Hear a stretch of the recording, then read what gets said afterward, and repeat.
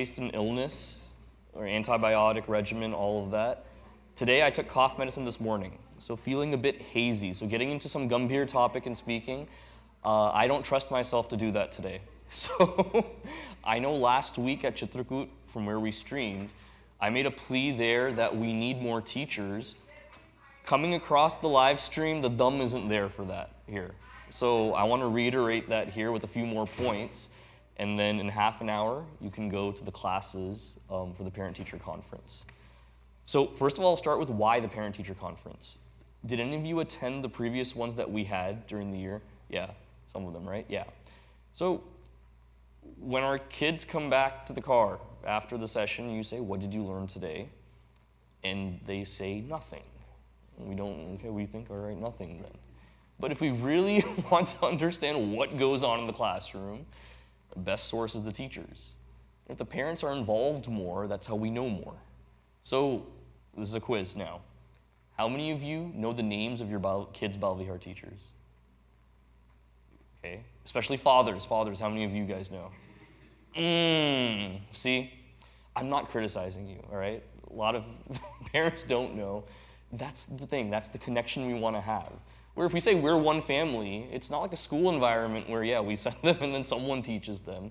The people teaching them are also our people, right? So that family environment is what we want to foster. That's why next year we'll have more of these parent-teacher conferences, not just at the end of the semesters, but during the semester when there's more attendance coming in. We're making that change for next year already.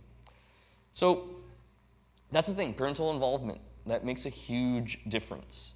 There's like different tiers of parental involvement. First tier is we drop our kids off and then we go to Starbucks or grocery shopping or anything like that. Where if that's what the parents do, for the kid, Balvihar is something they go to on that Sunday then.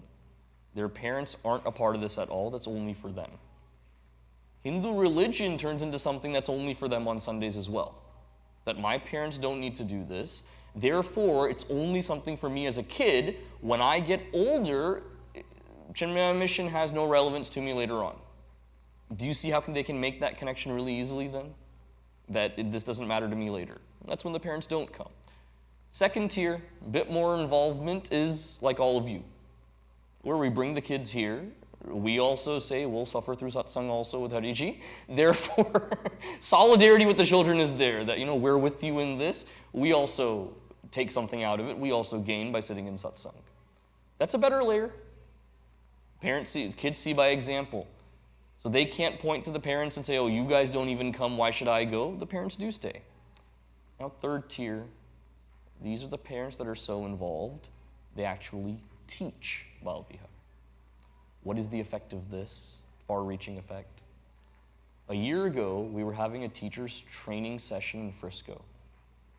And the Yuva Kendra members, college students, we had about 6 of them in Frisco who were teaching Balvihar.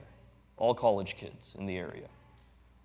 And incidentally, all 6 of them were graduates of our Dallas program.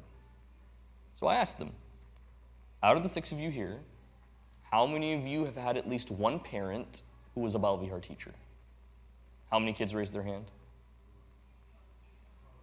All 6. That's not a coincidence. No coincidence there at all. Where they see that, okay, my parents are so involved that they teach also, there must be something serious to this. It must be important. That carries forward later on. Now, I know at this stage, you're thinking, okay, my kid is a 4th or 5th grader. Them teaching Balvihar someday, that's not even coming to your mind right now. If you want that to happen at some point in life, foundation must be laid right now. When they see you participating, then that makes a difference. Now, there are many objections that come. One objection is, I don't even know this stuff, how can I teach it? We'll have training for it, not to worry. No Balvihar teachers enters a classroom knowing the material really well. We learn on the job. That's how it is. So some of you may feel like, okay, when your kids come back and tell you some of the stories they learn about in class, my kids know more about this than I do. That's okay. That's how we learn. Another objection is, I've never taught before.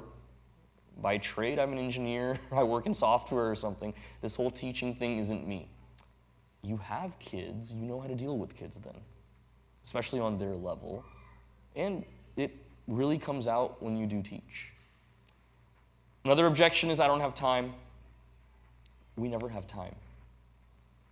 For anything you prioritize, it's giving up something else. We make time. This is no different, making time for this. Now, what's the biggest benefit of teaching then? If we're to honestly ask ourselves, on a regular basis, is there any deliberate study that we do of Hinduism? Whether daily, weekly, monthly. How often do we have a deliberate study of something where I sit down, crack open a book, or put a lecture on YouTube, something regular where I'm actually engaging in some kind of self-study? Where this is passive. At the end of the day, you're sitting here once a week, listening to a brahmachari who has barely 4 or 5 years of experience in this field. You may gain some, but at the end of the day, it's a starter pack. That's all it is, right? Reading through Gurudev's commentaries, watching his YouTube videos, some kind of study of some grantha, that's rare for us. When we become Balvihar teachers, we are, hate to use the word, but forced to do that then, aren't we? Where you enter a classroom, if it's older kids, for example, 8 and above, you can say, hey, I didn't really prepare that much, let's have a discussion. And you can somehow wing it. They check out, but you can wing it. Imagine getting to a 2nd grade classroom and saying, let's sit down for a discussion. They'll eat you alive. You know that movie, the Gulliver's Travels, the book, where he gets up on this island and he's this big dude, and all these people are like small, but then they overpower him and take him down in time to the ground and take him over? That's what will happen to you in a 2nd grade classroom. That's what the kids will do to you. So we can't afford to go in there unprepared. So about preparation then, people say time is a factor. For every 1 hour you teach in the classroom, initially, you'll need 1 hour of prep outside the classroom. Sometime during the week, talking to your co-teacher. That could be 15 minutes of prep a day. That could be sitting on a Wednesday and doing that 1 hour of prep. Just to prepare, saying, okay, this is the lesson plan that we have. This is the activity we'll do. These are the questions we will ask. This is how we go forth doing it. Some kind of plan like that. You'll get teachers' training sessions beginning of the year in August. This time in January, we'll have a refresher teachers training as well. Because what we see with our Balvihar teachers is the first few months, like August, September time, we're really gung-ho about teaching. We're ready. We come in Sunday morning, all the kids, we're feeling happy. Then comes November time, where we feel like, man, this isn't so much fun after all. The weather also gets colder in the morning to get here. But you have that carrot of, okay, Thanksgiving break is there, then Christmas break. Okay, at least we get a break soon. Then you come back in January, you look at your schedule, and you say, good God, we don't have a break till May from Balvihar. And then the kids don't attend as well, and you start getting the sniffles every now and then. And then you feel like, man, why did I agree to teach? That Hariji forced me to do it just to be nice to him. I said yes. I don't even like him. Why did I say yes to him? All these thoughts seem to come to mind at that point. So we thought, why not in January have a jumpstart teachers training session where, we say, no, we do need you. Please get inspired to teach. And we build that back up again. So we'll do that this year. Teaching, at the end of the day, all jokes aside, is the most rewarding experience you can have. You saw that just now. Didn't you see that just now? She was in tears almost, saying, I taught them in kindergarten, now they're graduating. The feeling of having those kids in your class and seeing them excited week in and week out, ideas, topics that they can't discuss anywhere else. If not here, where else do we instill that Hindu identity in them? There's no other place. And more often, even in the household, it's harder and harder to come by. We are that final frontier, that last safe haven where there's a chance to teach. So what we've noticed over the years is usually the teachers that we have, they're the parents of kids in our Balvihar system. And once the kids graduate, the parents also kind of wean off from coming, so they stay home. There's a new batch of teachers that comes in. What I've noticed after the pandemic, though, interestingly, is when we have our teacher satsangs in between the sessions, 90% of our teachers in the teacher satsangs are empty nesters. Where their kids have already graduated out of the house, they have more time so they come. I'm glad about that they're still staying in the system, but the one drawback of that is a lot of those parents that would have taught, they feel like they're off the hook now because, okay, those people are teaching, I don't have to. We need new, fresh teachers every year cycling in. And if that means 1 year you teach in a class with 3 teachers where you're observing more and soaking it in, so be it. And there's no such thing as one idea, my biggest pet peeve. Ask the teachers what my biggest pet peeve is. It's when it comes time to assigning teachers every year, they say, you know, Harishi, I've been teaching 5th grade for about 3 years now. Can I get promoted to 8th grade? This is not a European soccer league. There is no promotion or relegation here. That's not what we do. It's not that the good teachers teach the higher grades and the not so good teachers teach the younger grades. That's not true at all. It's a different skill set that we need. I tell my 12th grade teachers, okay, you think you're a great teacher in 12th grade? You are. You can lead a good discussion. Let me throw you in kindergarten next week. How do you fare there? You may run out of the room crying. The kindergartens will do that to you. At the same time, the younger grades need an energy so much. You may be good in 2nd grade. Let's put you in a 9th grade class, where for every single topic you bring up, the kids say, I'm an atheist, I don't believe this, why? With everything. Vegetarianism, to the Varna system, to what Shastra is, everything is, this is stupid, I don't care, why? That's every single question. How do you deal with that there? We'll equip you to deal with it, but we need your buy-in for that. Because the size of our center demands that we have new teachers coming in constantly. Swami Sarveshananji used to travel to centers outside. And the natural question they ask him is, how many Balavihar kids do you have at your center? Because the smaller centers maybe have 100 kids. A mid-sized center about, 300 kids. What we consider a large center has maybe about, 700 kids. In our heyday, before the pandemic, CMDFW, we had close to 1,800 kids at one point across all our centers and sessions. So when people would ask Swamiji, how many kids do you have in your Balavihar? He would answer it a different way. He'd say, we have more than 200 teachers, is what he'd say. And he'd watch their jaws drop, and oh my God, more than 200 teachers. That includes Balavihar teachers, language classes, music, dance, Shlokathan, Gita chanting, all of these volunteers put together makes up our teacher force. And they're the backbone of everything. What Divyaji and I offer and contribute is a tiny speck in this whole machine that is CMDFW. Our volunteers are that real backbone that keep the party going year to year.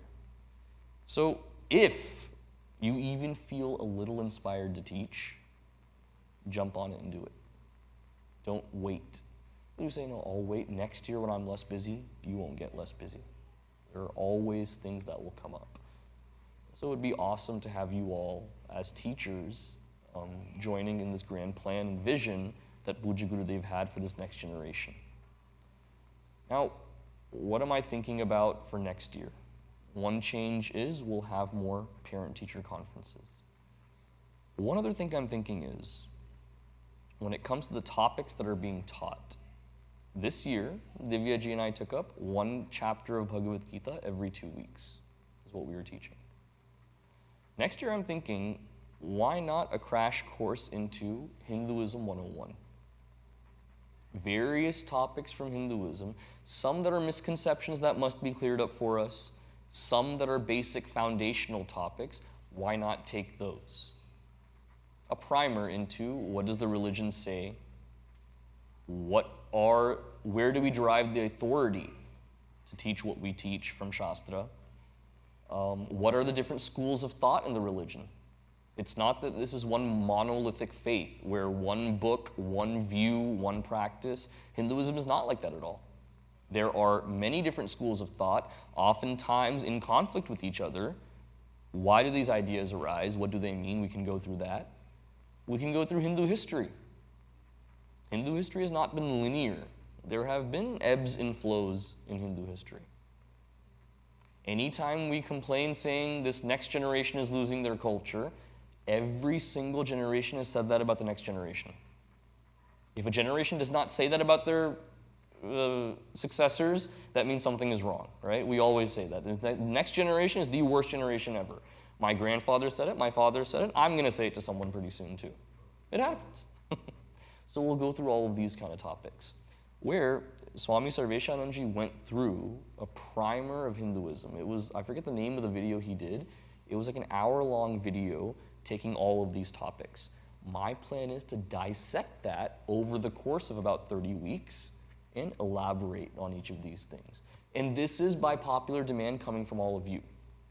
One feedback I got was, okay, this Bhagavad Gita thing you're going through is good and well, but at the end of the day, we want something more of a foundation before we jump into a text.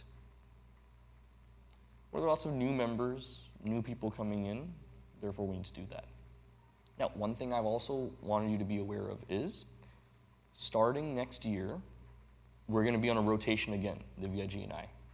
So I will be at the Frisco Center for all 3 sessions next year. Okay? There's a F3 session opening up there. Divyaji will do the pinball thing I did this year of jumping between Chitrakoot and Saket. Where the cool thing is, here, remember I was at Saket 1 week, Chitrakoot the next week? The way it's working now, the C2 session that meets at this time at Chitrakoot, that's being moved to Saturday. Which means Divyaji will pinball between C1 session and S1 session. She will permanently be at S2 session every single week. Where 1 week she'll drive from there to here for S2. The next week she'll be at S1, she'll continue with S2. So that's one thing I'm excited about, that the only 2 sessions that have her only 1 week at a time will be that C1 and S1. So it's worked out well in that way. You will have a permanent resource here next year in S2. And please do tell your friends about our program. Because one thing we're finding is, yeah, in Frisco there's the boom with the population, lots of people coming in. So people are saying, oh, in Saket the population's falling down.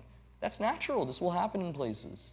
Where I was reading an article last week that Plano School, the Plano Independent School District, they're considering shutting down several elementary schools and middle schools. Reason being there aren't kids. I think there's one elementary school that has a capacity of 1,500 kids.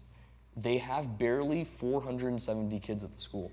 So many unused classrooms and things. Because that whole city now is built out, and the people remaining there are empty nesters, very few families that are replenishing with young kids to go to these schools. That happens to many cities. But at the same time, there are resurgences that happen in these cities as well. So not to despair, because areas like Highland Park, Preston Hollow, all these neighborhoods that feed into Saket, there are plenty of young families there. It's on us as the institution to go out to these neighborhoods and reach out to them. Which is why one thing I want to focus on, Divyaji and I have planned this out for next year, is neighborhood outreach for all 3 of our centers. Where if we split up our entire DFW into different zones, we find that there are pockets where there's lots of untapped potential. For example, today, from 3 to 5 p.m., you know the Richwoods neighborhood in Frisco? Do you know how many Chinmaya Mission families are in that neighborhood, in that Richwoods neighborhood of 2,000 homes? 28 to 30 mission families are there. Now, that's 2,000 families in there, 80% of which are Indian and Hindu. That's untapped potential right there. So today at one of the homes there, we're having an open house from 3 to 5 p.m. Divyaji and I will be there. People from that neighborhood, we've passed around the news. They can bring their friends that aren't part of the mission. We're having ice cream and gulab jamun and talking about the mission there and then getting them to register. That's something we're doing. I want to do that in all the pockets that we have this next year. Where, say it's a Friday and a Saturday night, where this year for Gurudev's 108th Jayanti, we were doing Paduka Pujas at devotees' homes. Why not on a Friday night have a parenting workshop at someone's home? You invite your neighbors and friends who may be interested in the mission to come. Why not we do movie workshops for Devi groups and study groups. Why not do something like that at someone's home? Why not have a potluck where we also engage in some satsang, some exercises to understand a certain part of Shastra? We can do creative things like this, Divyaji and I, and that's how that grassroots community gets built up. We've inherited this thing and taken it for granted that we have so many families. It's the hard work of people like Swami Sarveshananji who would go to people's houses doing these kinds of events. That's how the family's built up over time. 90% of the families that I talk to that have been here for so long, they say, you know, I met him at someone's home, he was doing a satsang or some kind of activity or puja or something. That's how we got our introduction to the mission. So as we get bigger, it's important to really get into the families in those neighborhoods. Because think about it. We always say every week we stand as one family. Then within that neighborhood, shouldn't we know every other mission family in that neighborhood that we're in? Because you look at pockets like Valley Ranch, Coppell, here in Preston Hollow, Highland Park, South Lake here, certain neighborhoods in Frisco like Richwood, Cypress, places like that. There are pockets with so many mission families in that neighborhood, yet they don't even get together and things for satsang. Let's change that and make that a regular thing. Let's see how that goes. So that's my plan going into this year. Let's build that family environment even more. That's one of my big priorities. So with that, if you have one child, go to their class, ask as many tough questions as you want to the kids and their teachers. If you have multiple children, like 2 kids, split your time, 15 minutes, 15 minutes. More than 2 kids, you know, I pray for you. Let's see what you can do. And what was the last thing I wanted to say? So in this summertime then, please have a safe, good summer. Register as soon as you can for your session, so you get the session that you want. And we'll see you again in August then. So we'll do a closing prayer, and then please go to your classes, kids' classes. Om Purnamadah Purnamidam Purnat Purnamudachyate Purnasya Purnamadaya Purnameva Vashishyate Om Shanti Shanti Shanti Harihi Om Shri Gurubhyo Namaha Harihi Om. Thank you everybody. Hari Om.